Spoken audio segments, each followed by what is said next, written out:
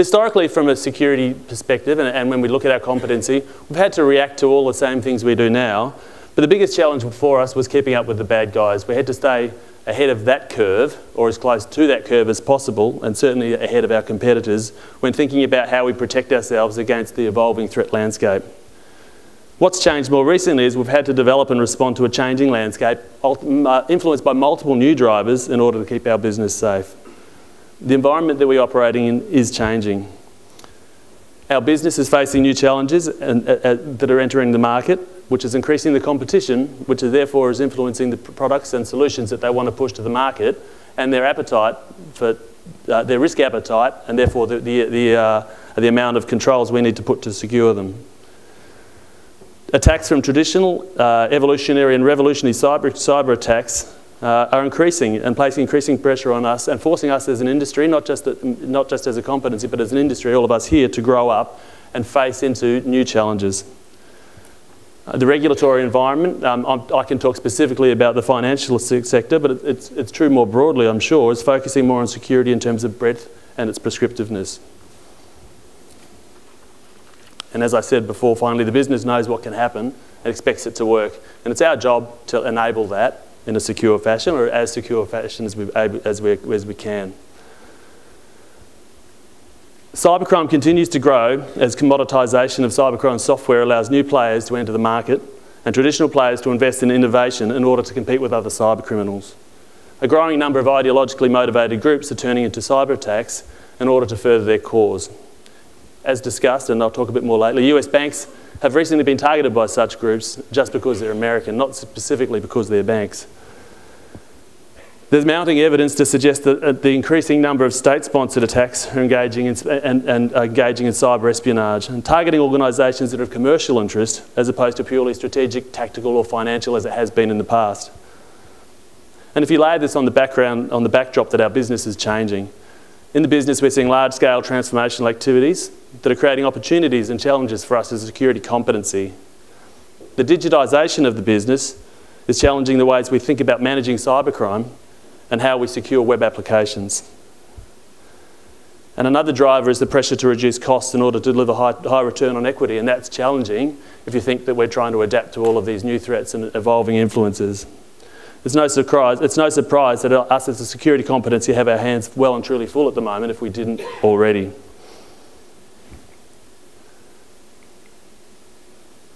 Just going to stay still, yep.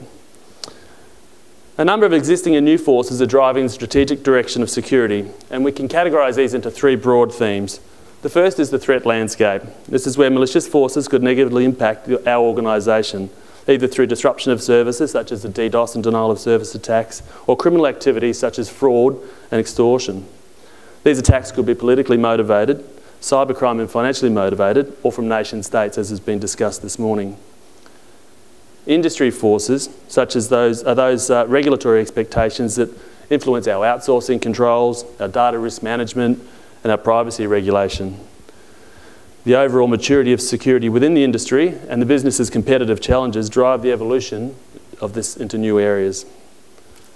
And significantly, business forces are those that influence the organisation's security strategy, such as our transformation programs.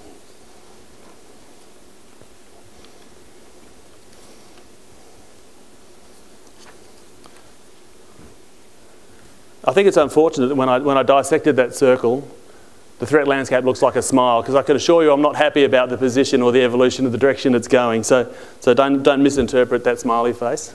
It's an unfortunate slice of the slide. As I said before, I don't want to dwell on the types of cyber threats we're facing, and more particularly what our strategy to protect and mitigate and remediate against those are. We're seeing a definite shift in the threat posed to all of industry as the cyber threat evolves. In some ways, the threats remain the same. The threats we're talking about today, DDoS, phishing, malware, website compromise, we've been talking about for a long time. What is evolving is their sophistication, their agility, and their ubiquity. Whilst the technical challenge of understanding their sophistication is important, we have tools, we have people, we have partners to help with that. It's being able to identify and react to the origination and motivation that is the game changer for us, helping us to understand and articulate our security strategy and how we'll support the business as soon as possible. When examining the influence of cyber threat landscape, we're seeing three distinct influences. The first is nation-state espionage. The recent reported emergence of nation-state-sponsored cyber attacks as a real and present danger and threat to corporate security continues to be the source of much discussion both within industry and the security practice in the whole. These attacks are usually perpetrated as advanced persistent threats, as we've spoken about today. And they involve an advanced attack in terms of their orchestration, and they employ a methodical approach and multiple components that all work together.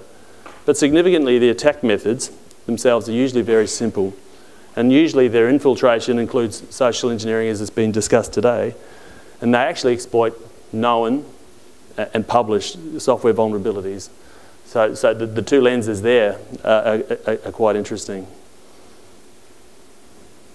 The focus of most of these attacks appears to be on opportunistic theft of information or disruption of services. From a security control perspective, once an APT threat has established its beachhead on the network, the attack really originates from within our trusted network and not from the internet, as traditionally has been the case.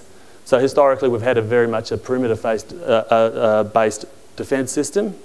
Whilst it's still important that we maintain the perimeter, obviously, and as has been discussed this morning, the methods that they exploit once they're in is forcing our security strategy to refocus its attention on getting some of the information security basics right as well, patching systems against unknown vulnerabilities and improving our security controls of access to information. So it's just not about the sexy detect and analyse stuff. We still need to do and come back and revisit the basic hygiene that we as a security competency should be taking care of. If we look at cybercrime, since 2011, the industry has witnessed a resurgence in phishing and targeted cybercrime activity. And I'm sure all of you have seen particularly the phishing attacks in recent times. And this is really quite complicated because it's a very difficult message to sell. Everyone knows you shouldn't be opening these links, but a classic example is that not everyone plays the game the right way. I got an email yesterday from my 8-year-old daughter who doesn't have an email address, letting me know that she's doing jump rope for heart and click this link to sponsor her. That was a legitimate link. So it's very hard for us as a competency to sell and help educate the user community about what they should and shouldn't do when we're getting conflicting messages like that.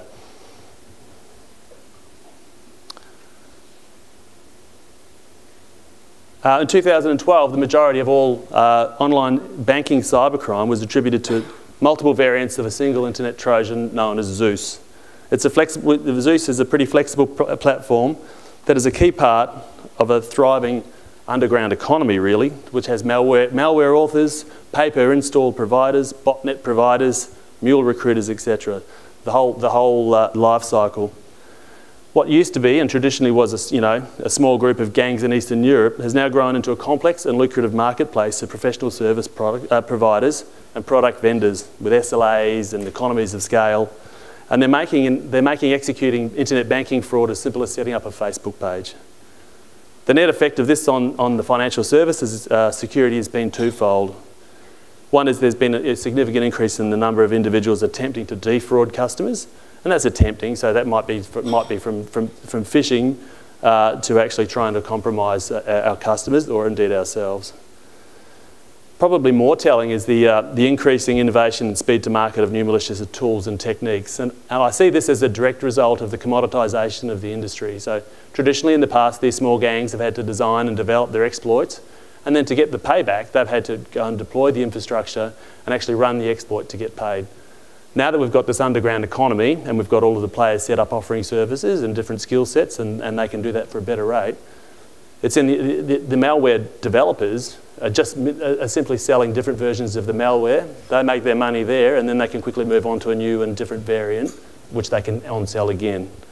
So that's rapidly increasing the cycle and with which we see new and evolving threats. The final cybercrime threat that we look at from a motivation perspective is that that's ideologically motivated. And if we think back to the 90s, you know, this threat is the equivalent of the script kiddies or the hackers that just wanted to deface a website to show how good they are.